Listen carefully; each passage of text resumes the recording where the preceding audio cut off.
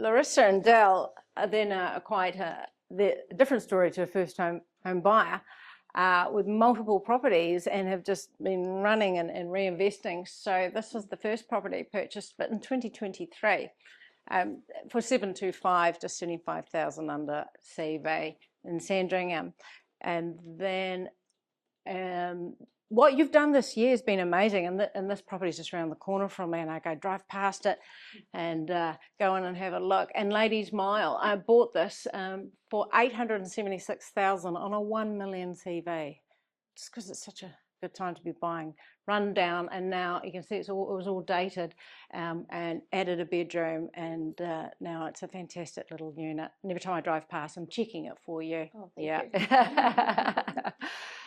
And then they got pre-approval again, and off they went, and have just bought in August, double grammar zone, this little unit where the living dining area was big enough to move the kitchen in, and the kitchen became a bedroom. And it's in double grammar, so got that for 700 on a CV of 830. In fact, it was 700,888 because we do a lucky number. So it's psychological warfare. So Jason has all the psychological warfare negotiation tips. So yeah, let's talk about your journey. So tell us about yourself and why you got into property investing. I'm Larissa. I joined back in 2021 after going on one of these bus tours, and at the time I had a few properties, and I had just we had just bought off the plan for a property in Henderson, and the other side of the story is we actually bought another one straight afterwards off the plans in Massey. So you'll see how it comes full circles in a moment. At that point when we went on the bus tour, there was a bit of a light bulb moment that had gone off, and I suddenly realized that this was the strategy that aligned the most with what I wanted to achieve long term.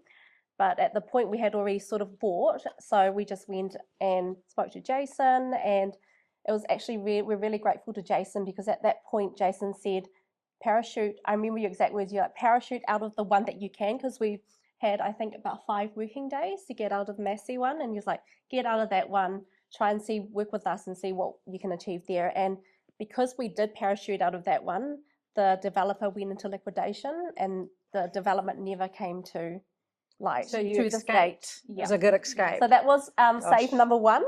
Yeah. So yeah, and I remember being on the bus tour, and Ron at the time had said, don't buy plaster homes, don't buy outside of central Auckland, and I was ticking off all those boxes in terms of what I had already done. So I thought, this is my opportunity to change the way that my strategy and my goals, change the way that I could meet my goals, and I was finding probably like a coach to help me through that journey. So what made you get into property investing? I think it's just more the prospect of financial freedom in the future, and just securing myself, because I know that a 9-to-5 job's not really going to really get there. It's really just finding other ways to invest my money, and property investment seems to be quite a good long-term way to do that. So you've been through the process a few times now, with us helping you buy, then our team goes in and all that. So how have you found that process? Oh, it's been great. I think it's just having Jason, like I send him a quick message and he'll reply right away with a long voice message explaining everything. He just takes the time and he understands your goals. And before you even need to ask any more questions, he already answered everything in the initial message. I think it's just getting the supportive team behind you has really expedited our investment journey, as you can see here. Like when we bought off the plan, we were held back for 1.5 years because of COVID, and we couldn't do anything, we couldn't buy. But once we joined Ronovationz, we bought 3 properties in 2 and a bit years. Wow, that's amazing.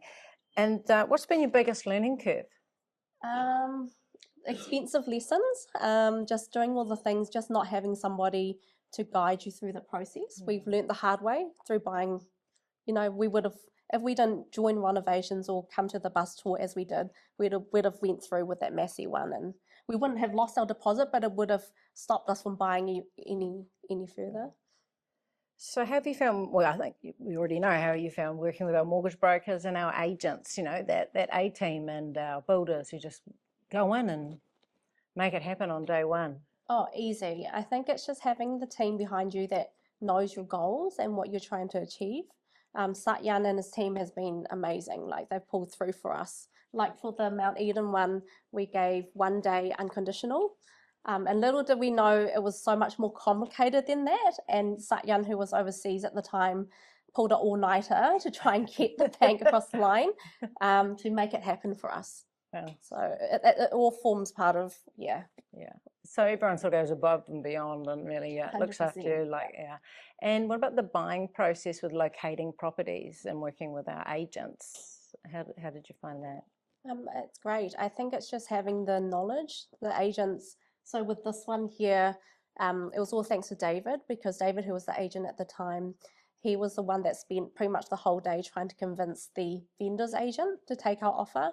He was the one that said, add 888 to your offer, because the vendor is Chinese and it had been on market for a while, and he spent the whole day trying to convince them to say, look, take this offer. This is the best you're going to get. It's technically unconditional.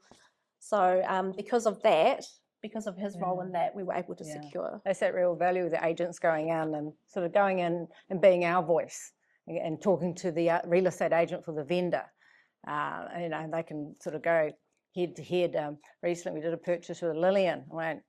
She was right in there, you know, pushing the other agent, because they can do that and really look after us. Now, my other question is, I think what I've got here is, could you have done it yourself? But I think you might have answered that in that because you bought these two off the plans and that you're going this direction, but you need to be going this direction. I think I could have done it myself, but it would have been a very long and expensive lesson learnt. And to that point, it had already been. And the other part to that is Satyan had told us, because we had bought off the plan, we need to wait till it settles. And at that point, we really wanted to buy because we were going a year and a half. We had already joined, but we couldn't do anything. And at the end of it, because it got pushed up because of COVID, then I ended up getting pregnant and going on parental leave, and our income had dropped. So had we not listened to Satyan, we would have been in such a difficult position, say, with the two. So that's why we're really grateful for Satyan, his foresight in that as well. It's about having a good strategy. Absolutely. So I think that's what Satyan's saying, to me, a good strategy so that you're not painting yourself in a corner. So what's your goals from here? You've got, you know, you've just bought Mount Eden. Is there a rest time, or we're recycling, or you might I think we're get your serviceability up? Yeah, I think we're at that point where we're open to, like Satyan said, he's opening our eyes to the non-bank, because we're quite a little bit more conservative in our thinking. Oh, we don't want to pay extra high interest rates, but I think he's starting to open up our other options now. So we would be open to exploring the non-bank. As long as we're able to lend, we'll continue to buy. Is where our, what our goals are. So my closing question is, what's the best advice you'd give someone wanting to invest in property? I think I've sort of already given it. I think just it's such a huge difference having somebody on your side. I know you think about having to spend money, but you're actually learning so much. It's like you're paying money to go to uni to learn something, right? So you can get a degree and get a job. So this is sort of the same concept. You can do it all yourself, but how much is that going to cost you in the process? Especially with something as big as property. So I think just it makes a huge difference. I was wanting to know